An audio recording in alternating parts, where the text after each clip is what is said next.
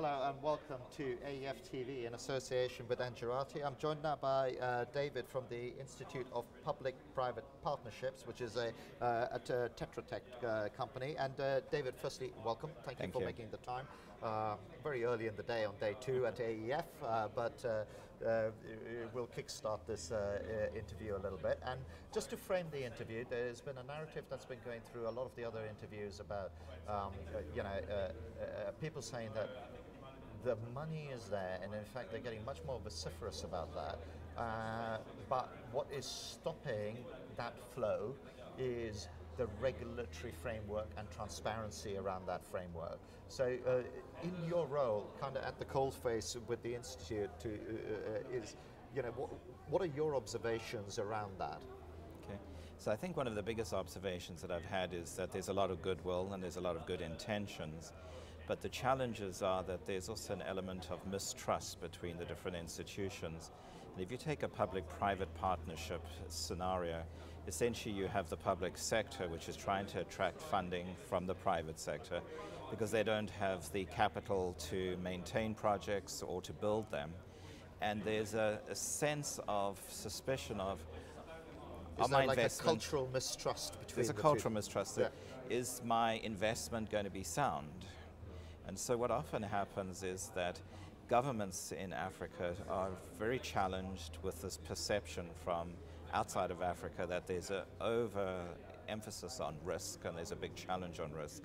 So what governments have been doing is to work on their transparency, as you've mentioned, and create enabling environments, as we call it, where it is possible for the public sector to protect the interests of the private sector when they invest in their countries. But it creates practices which are necessary, and one of them, first of all, is governments being welcoming in the sense that they have legislation in place, which then gives a sense of, to a private investor, that they're going to be protected if they invest in the country. So are you saying one of the key things is that this framework needs to be underpinned by law?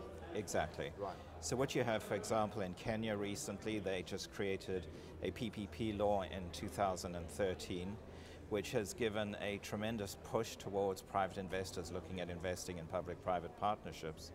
The challenge for Kenya, though, is that they've needed to ramp up their ability to put PPPs into practice. So they've started with their institutional capacity building and have created a situation which has worked very well, that they've created a PPP unit in the National Treasury, which is the sort of the clearinghouse and overseer, if you can call it that, of public-private partnerships in Kenya. So they filter the projects, they create a pipeline of projects which are acceptable, and then they work very closely with the public and the private sector, bringing them together within a framework which makes sense. So there's legal protections, there are processes in place, there are standard practices, and they're very, very focused on introducing best practices, which are really interesting. And I think one of the things that's really important for businessmen to understand is, typically from the United States anyway, when you talk about Africa, people have this perception that Africa is a country. Yes. That it's not a series of countries. It's a bit like Europe, right? Yes, Europe. Yeah. We're going to launch in Europe, really? Yeah. Which country? So they think if you go to East Africa, or if you go to Southern Africa, or if you go to West Africa, that the practice is all the same, and they aren't. So there's a lot of situations of trying to hammer round pegs into square holes, or to have template processes. And so it's very important for people to work with these national institutions to create an understanding of what the local context is, what the local laws are, so that PPPs can be effective. So, okay, so you are saying that there is still a misconception that it's all a homogenized, exactly. One big thing. And one of the other things we were talking about, I'll come back to that point in a second, but one of the other things we were talking about is sustainability, and that's sustainability in terms of having a growth power infrastructure, one that doesn't fall away, because there are all sorts of different kinds of funding, and you mentioned it, off air a little bit. There's the philanthropic funding where you go, here you go, here's a bunch of cash. These are my words, not theirs, but spend it, and then. But so how do you? And I'm sure there's a desire for sustainability, but how do you add that element into the core of the project in terms of making sure that, you know, this thing continues to run and grow for 50, 100 years, whatever? Yeah.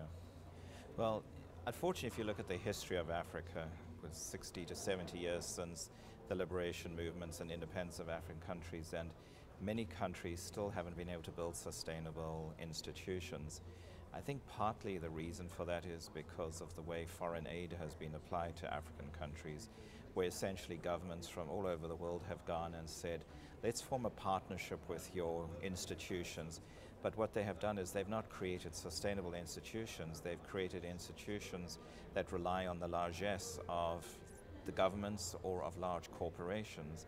So that's what I call, when people talk about PPPs, I recently coined a term, I came up with a new term, PPPPs, 4Ps, which is public-private partnership philanthropy, which is not the same as the typical PPP. And so what happens is you get institutions in African countries that rely on this philanthropy, but as soon as they're not in favor anymore, or the situation changes, or their political changes, the tap's turned off, and then the institution collapses. If you work with public-private partnerships in the sense of where it's a business deal with responsibility from both sides, you are going to create sustainable institutions, which I would say are politically supported, so they're politically sustainable, they're going to be economically sustainable because there's a business model behind it, and then you can throw all the other types of sustainability in green energy, whatever you want to include under that sustainability, but it'll be sustainable because there's a contractual obligation and an understanding between these institutions. The risks are worked out before, there's a mitigation, and the institutions in the African countries, the large government institutions, are forced to build their institutional capacity and operate independently because they're not being artificially held up by some sort of outside organization. And is that where, you know, going back to the earlier point of, you know, having things enshrined in law, and, you know, we had the regulatory authority from Tanzania, where you're sitting, yes, not that long ago, and, you know, he was saying is that, you know, we as regulators have to dance a fine line. We can't remove ourselves too far from the politicians, but we also can't be too close because all of those create a problem. Yeah. So, you know, what's your sort of advice in terms of how that line can be followed? So I can illustrate it with a very interesting story. Last year we had government officials training with us, and from the same country we had regulators training with us, and they were doing a training on corporate governance and how you set tariffs for regulators. And they had very heated discussions in the discussion sessions of the training on how they could work better and how they could understand one another. And eventually one of the government gentlemen stood up and he said, your course was good, but the most important thing for us is, for the first time I was in a situation where I had the regulators and us, we were on an equal footing on a neutral territory, and we were forced to talk to one another, and now I get it. We never got it before. And so I think what is important is that regulators need to talk to the government more, the government needs to talk to the regulators. They need to have sessions that if they are going to do planning for national priorities, that everyone goes to the room and talks about it before so that it's not being imposed on somebody. The other really important thing is that, for example, if you're doing a public-private partnership and it's a business transaction between the government and the private sector, and the regulator's got to decide the tariffs, it's important that the regulator gets involved in those negotiations as well, because they're going to set the expectations of what tariffs are feasible and what could be afforded, because often there are expectations that you're going to get a certain rate, you know, for a certain amount of kilowatts, you're going to get a certain return, but the market can't bear it, or there's no political support for that, or if the prices go up and people get upset, then the politicians are going to say, well, we can't support that, and that leaves the regulator high and dry. So when you created that collision between those two actors, yes, and I would imagine you do that on a regular basis, yes, and so on. Are there any sort of top-level things that you can draw out, which is, well, actually, here are the three things that politicians don't get about regulators, and here are the three things that regulators don't get about politicians? Might be two, whatever, Yes. but could you give us just some examples of those? Well, I think it's all about constituencies. So the politicians have to work very closely with their constituencies and say, for example, if they're going to purchase power, that they're not going to get it essentially free or at a certain level. Because if you do that, the regulator is never going to be able to come up with a tariff that will cover the costs of the exercise that they're involved in. The other is, I think that the regulators need to build the confidence of the government by acting consistently and really working very clearly to create policies or standards or rates that are understood by the politicians. The regulators are around for 20, 30 years. Politicians rotate every time there's an election. So you have this situation. Well, that's not just an African problem. We've got all that over in the world, UK, yes. right? Yeah. So you get new politicians who don't understand anything, and so you have to re-educate them. So I think it's strong communication, re-education, and when you talk about capacity building, you're not just talking about the capacity building at the regulators level, but you also need to be talking about capacity building and understanding in the parliament or the state legislature or whatever the organization is, so that they speak a common language and understand what each other is talking about. And just before we come to the end of our time here, what, you know, you've been at AEF now for a day and a couple of hours. What have been some of the things that you've found encouraging on some of the conversations that you may have been having, in public or privately, and so on? If I could just ask you to draw out some highlights, or it could even be something that you're like, I can't believe we're still talking about this. I think the thing that I have identified is there's a tremendous amount of goodwill and willpower to make it happen. But what I've heard also is that there's concern every time in Africa that there are government changes, that it seems that people are going back to the drawing board and redesigning the process.